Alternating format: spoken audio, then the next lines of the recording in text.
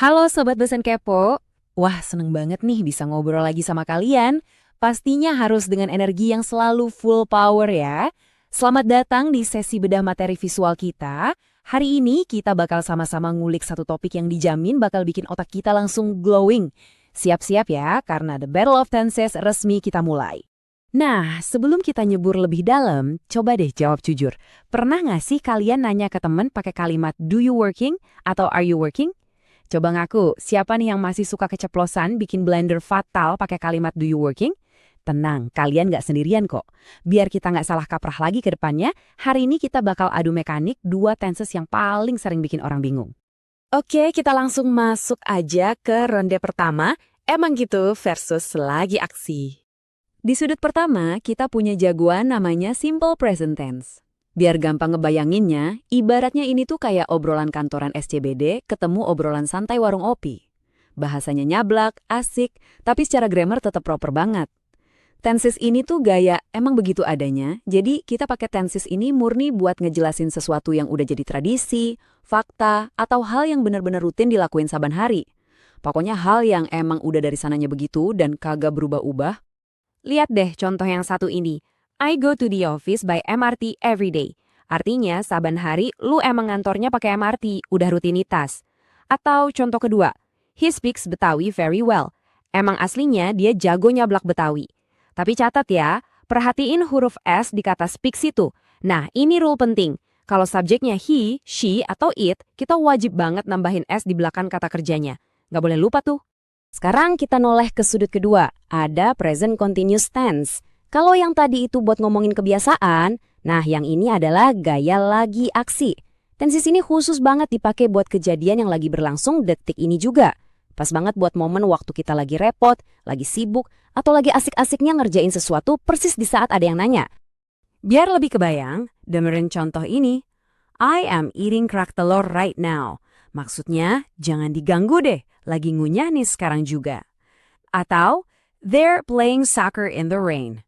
Nah, rule mutlak yang harus diingat-ingat di sini adalah jangan cuma asal nempel verbing doang. Kita wajib banget masukin to be kayak am, is, atau are sebelum kata kerjanya. Jadi kagak bisa tuh kita cuma ngomong I eating, harus pakai am. Biar makin kelihatan bedanya, mari kita adu mereka head to head. I drink beer peletok every night. Ngasih tahu kalau itu emang habit lu, saban malam emang minumnya itu. Tapi coba bandingin sama, but now I'm drinking coffee. Ini aksi yang tumben-tumbenan dan lagi kejadian persis malam ini aja. Kelihatan banget kan bedanya antara kebiasaan yang mendarah daging sama aksi yang emang lagi kejadian detik ini? Mantap! Sekarang kita gas ke ronde kedua, cara nolak tanpa blunder.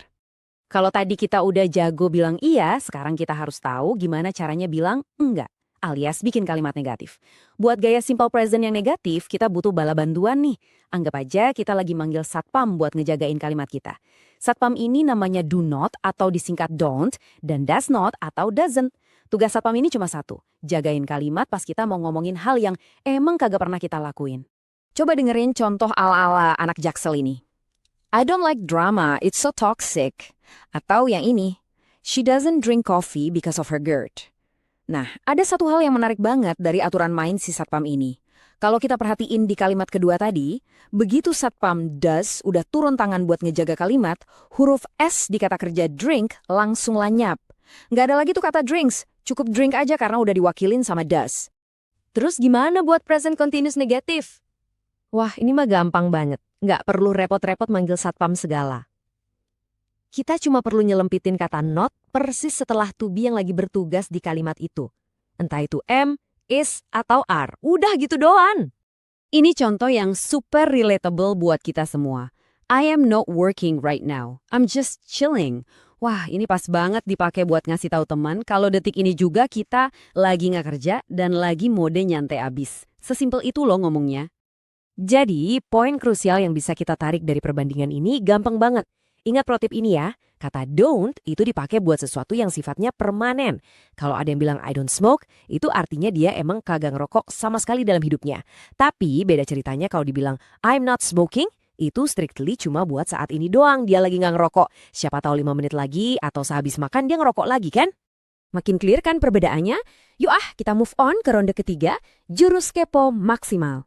Sebagai sobat dosen kepo sejati, kita kan harus tahu gimana caranya nanya atau cross-check fakta dengan gaya bahasa yang proper. Nah, ternyata ada golden rule alias kunci utamanya nih. Caranya gampang banget.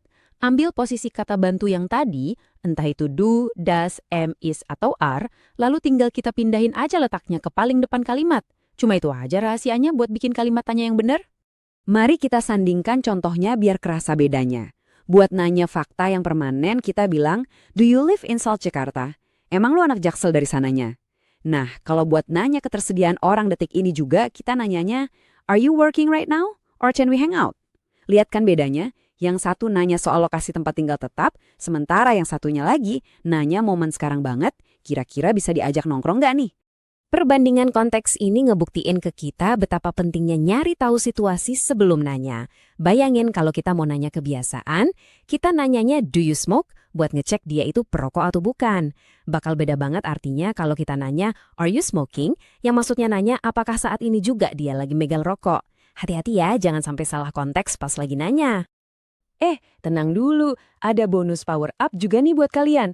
Kalau kita ngerasa butuh nanya hal yang lebih deep, kita bisa pakai jurus 5W plus 1H. Caranya gimana?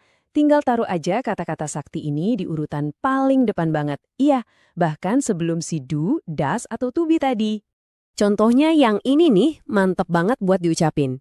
Why are you crying? Ada masalah apa lu? Ini beneran perpaduan bahasa Inggris yang deep banget, tapi tetap dikasih sentuhan empati ala nyablak Betawi.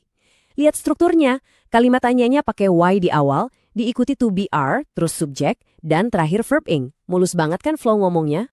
Nah, tanpa kerasa, kita udah nyampe di klimaks pembahasan kita hari ini. Pantangan besar dunia grammar. Ada satu dosa besar dalam bahasa Inggris yang mau aku tegesin banget di sini. Jangan pernah sekali-kali mencampur adukan satpam do atau does dengan verb ing. Ini ibarat lu nyampurin minyak sama air. Kagak bakal bisa dan beneran haram hukumnya di dunia grammar. Makanya ngingetin lagi ke pertanyaan kita di awal sesi tadi. Kesalahan toksik do you working? Ini benar-benar salah fatal alias dapat silang merah mutlak. Yang benar itu, kalau kita mau pakai verb ing, pasangannya mutlak harus to be. Jadi, are you working adalah jawaban yang bikin grammar kita sekarang udah resmi setara level expert. Mantap! Biar makin asik dan afdol, aku ada pantun nih buat nutup materi kita hari ini. Dengerin ya. Makan kerak telur di pinggir jalan, minumnya es teh biar kagak gerah. Grammar tenses udah lu pelajarin pelan-pelan. Sekarang waktunya praktek biar makin cerah. Gimana nih sobat dosen kepo?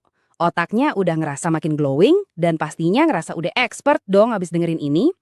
Tapi inget ya, teori sekeren apapun gak bakal nempel di kepala kalau kagak pernah dipakai ngobrol sehari-hari.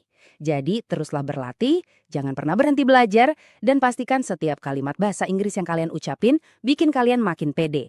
Sampai jumpa di sesi bedah materi seru kita berikutnya.